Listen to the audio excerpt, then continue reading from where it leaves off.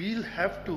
really work out. اور آپ سب اس کمرے میں ہیں اور آپ سب کا ایجوکیشن سے کسی نہ کسی طریقے سے تعلق رہا ہے, اپنے سی ایس آر میں کام کرتے ہیں یا ڈائریکٹلی لنکڈ ہے وتھ ایجوکیشن. ہمارا ٹارگٹ ہے کہ ہم اگلے 3 سے 5 سال میں دس ٹرم انشاءاللہ not 5 but more towards 3 years